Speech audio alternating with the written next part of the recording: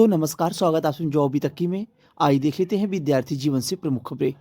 उत्तर प्रदेश में ECCE educator pre primary शिक्षक भर्ती विज्ञापन 10,684 पदों पे विज्ञापन उत्तर प्रदेश के 75 जनपद से सेवा योजन पोर्टल के माध्यम से विज्ञापन जारी किया गया। 16 जनपदों के आवेदन की प्रक्रियाएं सेवा योजन पोर्टल के माध्यम से पूरी कर ली गई और 3 ऐसे जनपद थे जहां पे डॉक्यूमेंट वेरिफिकेशन भी कंप्लीट कर लिया गया था। सुल्तानपुर जनपद, देवरिया जनपद और सीतापुर जनपद। यहाँ पे फाइनल परिणाम का इंतजार हो रहा था, उसके पहले भर्ती को रद्द कर दिया गया।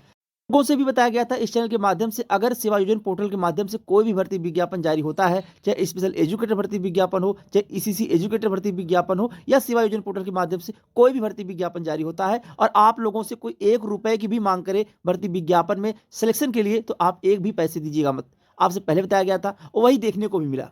जिन जिन जनपदों में पैसों की मांग शुरू हुई, वहां पे आवेदन की प्रक्रिया तो रद्द की गई, साथ में भर्ती विज्ञापन को भी रद्द कर दिया गया। संपूर्ण जानकारी मिलेगी। अगर चैनल पे नए हो तो चैनल सब्सक्राइब कर लें और शेयर भी करिएगा ताकि आगामी भर्ती विज्ञापन की सही सटीक जानकारियां मिल सके। आइए बात करते हैं विस्तार से।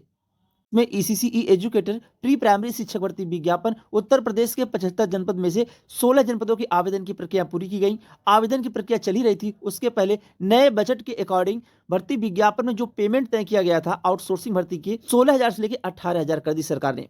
नए बजट में यह साफ साफ बताया गया कि अब पेमेंट जो मिलेगी वह 16,000 से लेकर 18,000 मिलेगी। यहाँ पे बात आती है संविदा और आउटसोर्सिंग। आउटसोर्सिंग की भर्ती सेवा योजन पोर्टल के माध्यम से की जाती है। पहले संविदा की भर्तियां आती थी, लेकिन कुछ दिनों से संविदा की भर्तियां नहीं आती। अब आउटसोर्सिंग के माध्यम से भर्ती विज्ञापन जारी होता है, जिन विज्ञापनों में केवल 11 माह के लिए आपको नियुक्ति मिलती है। उसके 11 माह के बाद आपको रिन्यूअल किया जाता है अगले 11 माह के लिए। तो खुशखबरी की बात तो ये निकल के आई कि नए बजट में जो भी आउटसोर्सिंग की भर्तियां कराई जाएंगी, वहां पे पेमेंट 16,000 से लेकर 18,000 दिया जाएगा और जो लोग संविदा पे पहले से कार्यरत हैं उनका पेमेंट होगा 20,000 के आसपास।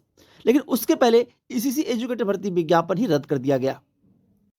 ईसीसी एजुकेटर भर्ती विज्ञापन में 75 जनपद से आवेदन की प्रक्रिया लेनी थी, जिनमें पदों की संख्या जो टोटल थी 10,684 थी और केवल 16 ऐसे जनपद थे जहां पे आवेदन की प्रक्रिया पूरी की गई और बाकी जनपदों के आवेदन अभी शुरू नहीं हुए थे। वहीं एक सुल्तानपुर ऐसा जनपद था जहां पे प्रक्रियाएं बहुत तेजी से आगे बढ़ी और देवरिया जनपद में भी प्रक्रियाएं बहुत तेजी से आगे बढ़ी। आवेदन के बाद तुरंत डॉक्यूमेंट वेरिफिकेशन हो गया और फाइनल परिणाम का इंतजार चल रहा था। उसके पहले सुल्तानपुर जनपद की भर्ती को रद्द कर दिया गया। यहाँ पे आप लोग दिख रहे होंगे एजुकेटर भर्ती में उगाही का भंडाफोड़। बेसिक शिक्षा विभाग में आउटसोर्सिंग के जरिए एजुकेटर की भर्ती में 80,000 से लेकर 1 लाख रुपए तक की उगाही की जानकारी सामने आई। इसके बाद सीडीओ ने भर्ती निरस्त कर दी। वहीं बेसिक शिक्षा विभाग ने संबंधित फर्म के निदेशक और पंचायती राज विभाग में तैनात सफाई कर्मी पर नगर कोतवाली के केस दर्ज कराया। अब नए सिरे से भर्ती के लिए जेम पोर्टल के जरिए दूसरा फर्म चयन किया जाएगा।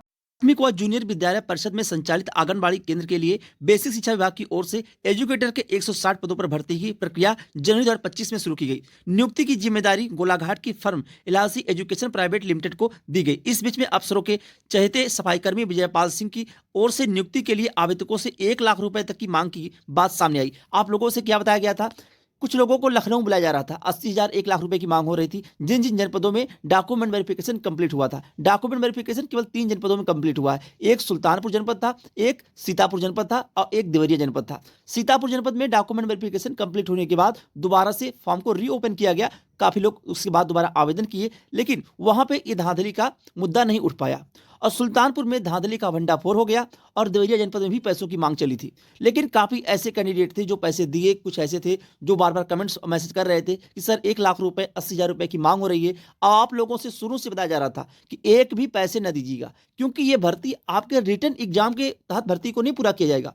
ये भर्ती जो पूरी होगी हाई स्कूल इंटर ग्रेजुएशन के नंबर के अकॉर्डिंग भर्ती पूरी की जाएगी। पेमेंट आप लोगों का था 10,313 रुपए। उसके बाद उत्तर प्रदेश की गवर्नमेंट की नई पॉलिसी के तहत, यानी नए बजट के अकॉर्डिंग, इस भर्ती विज्ञापन में जो भी आउटसोर्सिंग की भर्तियां थी उस वहां पे पेमेंट को 16,000 से लेकर 18,000 कर दिया गया। अब यहां पे 16,000 से लेकर 18,000 पेमेंट आपको मिलेगी, उसमें कोई दो राय नहीं है। लेकिन भर्ती में अगर आप लोग 1 लाख रुपए दे देते हैं तो बताइए आप कितना बचा पाएंगे? अपने नियुक्ति पत्र से पहले, नियुक्ति पत्र मिलने से पहले आप 1 लाख रुपए दे देंगे। और जो वैकेंसी पूरी कराई जा रही है आउटसोर्सिंग की, यह वैकेंसी केवल 11 माह की होती है।